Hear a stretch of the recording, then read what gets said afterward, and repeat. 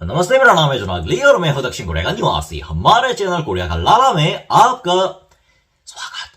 तो हिरन प्रेमियों, आज के इस वीडियो का टाइटल पढ़कर आप लोगों को अब तक यूं बात तो समझ में आ गई होगी कि आज के इस टॉपिक पर मैं हमारे देश के एक काफी इंटरेस्टिंग लेकिन गंभीर मुद्दे पर बात करने वाला हूं, और वो ये है कि कोरिया यानी कि नॉर्थ कोरिया और साउथ कोरिया का रीयूनिफिकेशन। वैसे शब्दकोश के अनुसार रीयूनिफिकेशन की परिभाषा होती है कि जो चीज अलग हुई है, यानी कि जो दो चीज पहले एक रहा करती थी और वो चीज किसी ना किसी कारण अलग हुई है और फिर उसका वापस एक विलय होना, उसको रीयूनिफिकेशन कहते हैं। जैसे कि हिरन का ब्लैक बक के साथ रीयूनिफिकेशन।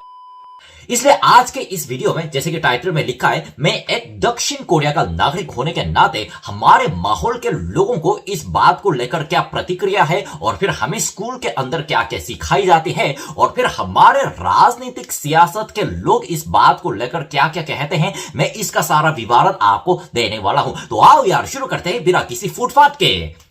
तो सबसे पहले रीयूनिफिकेशन वाला शब्द कहां से आ गया और फिर ये शब्द कोरिया में आखिर इतना चर्चित क्यों है, इसकी वजह जान लेते हैं। देखो, दक्षिण कोरिया का निवासी हूं तो दक्षिण कोरिया के संविधान का उदाहरण देना पड़ेगा कि दक्षिण कोरिया के संविधान के अनुसार जो भी राष्ट्रपति दक्षिण कोरिया का राष्ट्रपति बनता है, उसको कोरिया के रीयूनिफिकेशन के लिए अपने जीवन काल में, अपने शासन काल में पूरा कर्तव्य निभाना होता है। यानी हमारे दक्षिण कोरिया के संविधान खुद रीयूनिफिकेशन को सपोर्ट करता है। इसलिए जब तक संविधान के इस अनुच्छेद को खारिज नहीं किया जाता या फिर पूरे संविधान को पूरी तरह से बदल नहीं दिया जाता, तब तक राजनीतिक दल से रीयूनिफिकेशन का विरोध उठना काफी मुश्किल ही नहीं, नामुमकिन है। इसका मतलब यह हो गया कि उस दल ने या फिर उस इंडिविजुअल सियासी बंदे ने संविधान का उल्लंघन कर दिया। और जैसे कि आप लोगों को पता है कि हर देश के सरकार के पास विभिन्न प्रकार के मंत्रालय और फिर उसके अंतर्गत विभाग होते हैं। ठीक वैसे हमारे दक्षिण कोरिया का एक ऐसा मंत्रालय है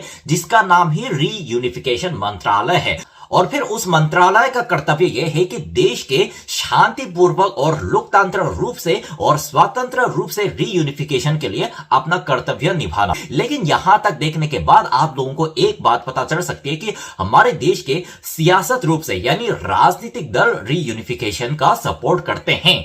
तो यहां तक सुनने के बाद आप लोगों के मन में यह प्रश्न जरूर उठ सकता है, जैसे कि भारत और पाकिस्तान ये दोनों भी पहले एक रहा करते थे, लेकिन उसका विभाजन हो गया। लेकिन भारत और पाकिस्तान के बीच में रीयूनिफिकेशन की बात नहीं आती, लेकिन दक्षिण कोरिया और नॉर्थ कोरिया के बीच में ही रीयूनिफिकेशन बातें क्यों आती है। देखो, इसके बैकग्राउंड को समझने के लिए ना आपको इन दोनों विभाजन के पीछे छुपे हुए अलग अलग बैकग्राउंड को समझना पड़ेगा। जैसे भारत और पाकिस्तान का विभाजन इसलिए हुआ क्योंकि दोनों देशों के धर्म अलग थे, और सबसे अलग बात यह है कि भारत पाकिस्तान को एक देश मानता है और पाकिस्तान भी भारत को एक देश मानता है। लेकिन यहां पे सबसे बड़ा अंतर यह देखने को आता है कि साउथ कोरिया नॉर्थ कोरिया को एक देश नहीं मानता, और ठीक वैसे ही नॉर्थ कोरिया भी साउथ कोरिया को एक देश नहीं मानता। इसी बात के चलते हमारे देश में रीयूनिफिकेशन के शब्द को काफी ज्यादा बढ़ावा भी मिलता है, और कोरिया के सभी स्टूडेंट को अपने स्कूल के टाइम पे कम से कम 3 साल के लिए रीयूनिफिकेशन के बारे में शिक्षा और जरूर मिला होगा, और किताब में इसका उल्लेख जरूर पढ़ा होगा। जी हाँ, मैंने भी पढ़ा है,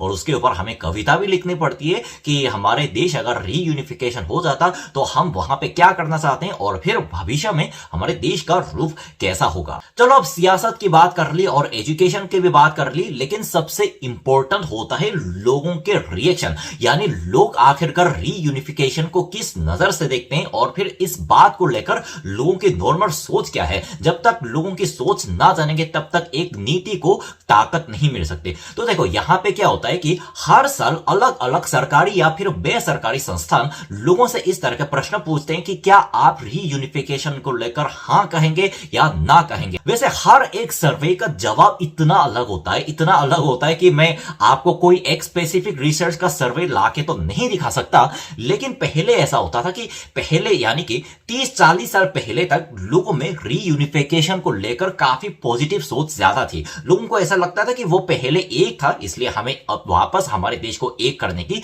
यानी रीयूनिफिकेशन की सख्त जरूरत है। लेकिन जैसे जैसे कोरिया विकास के राह पर चलता गया और नॉर्थ कोरिया वहां के वहां रह गया, वैसे वैसे यानी कि सन 1977 के दशक में किए गए एक सर्वे के अनुसार आजकल के युवा पहले के युवा से विपरीत रीयूनिफिकेशन को लेकर या तो कुछ नहीं सोचते या फिर उल्टा नेगेटिव सोचते हैं। और मुझे लगता है कि आजकल के ज्यादा युवाओं की सोच भी उस टाइम से ना बदली होगी। यानी कि आजकल मैं अपने आसपास के लोगों से बात करके और फिर इंटरनेट पे पड़े हुए लेखों को पढ़कर मुझे यह बात एहसास होती है कि देखो, काफी लोग हैं, मतलब मेरी उम्र के काफी लोग हैं जो रीयूनिफिकेशन को सपोर्ट करते हैं और उनकी राय यह है कि पहले जैसे हम एक ही कल्चर को शेयर करने वाले, एक इतिहास को शेयर करने वाले और सबसे इंपॉर्टेंट हम एक ही भाषा को शेयर करने वाले एक ही लोग हैं। अलग विचारधारा की वजह से हमारे देश को अगर अलग कर दिया गया है तो भले युद्ध जैसा बहुत दुखद कहानी हमारे देश में हुई हो, लेकिन उस दुखद कहानी को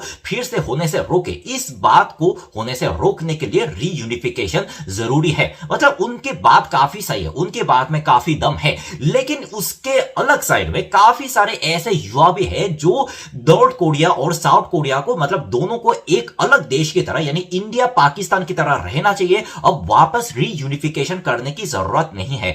उनकी वजह यह है कि अभी जैसे नॉर्थ कोरिया, आप जानते हो नॉर्थ कोरिया अभी किस दिशा में जा रहा है और साउथ कोरिया कहां से कहां पहुंच गया, और अगर इस हालत में साउथ कोरिया और नॉर्थ कोरिया किसी तरह से वापस एक भी हो गया तो अभी हमारे पास मतलब पैसे तो है, लेकिन इतने अमेरिका और चाइना जितने पैसे है नहीं कि पूरे नॉर्थ कोरिया की जमीन पर हम इतना उड़ा सके। और खास करके रीयूनिफिकेशन होने के बाद अलग सियासत माहौल में 80 साल बिताए हुए नॉर्थ कोरिया और साउथ कोरिया के लोग क्या एक देश में शांति से रह पाएंगे? मतलब काफी लोग इस बात को लेकर नेगेटिव सोचते हैं कि जैसे कि आप लोगों को पता है ना कि एक कल्चर शेयर करना, एक भाषा शेयर करना ये इंपॉर्टेंस नहीं होता। आप लोगों को तो पता है कि आजकल एक ही परिवार में भी जायदाद और पैसे को लेकर झगड़ा हो जाते हैं, लेकिन यहां पे बात हो रही है 70 साल अलग सियासत माहौल में रहने की। यहां के लोग पूंजीवाद और लोकतंत्र समाज में, साउथ कोरिया के लोगों ने अपने 70 साल बिताए हैं, लेकिन आप लोगों को तो पता है कि नॉर्थ कोरिया के लोगों ने पूरी तरह से अलग माहौल में यानी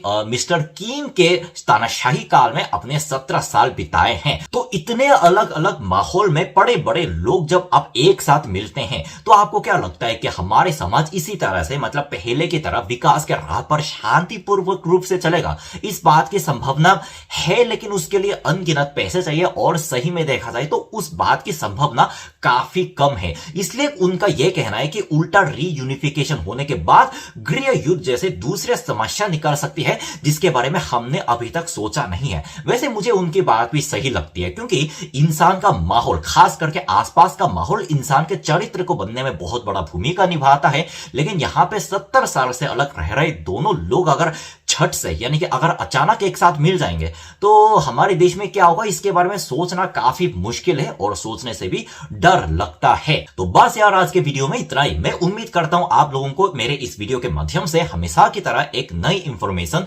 मिल गई होगी। मैं वापस आऊंगा और मजेदार वीडियो के साथ। तब तक क्या करना है, सावधान रहना है, सुरक्षित रहना है। सीख एक को, सबक सबको। जय साउथ कोरिया, जय हिंद।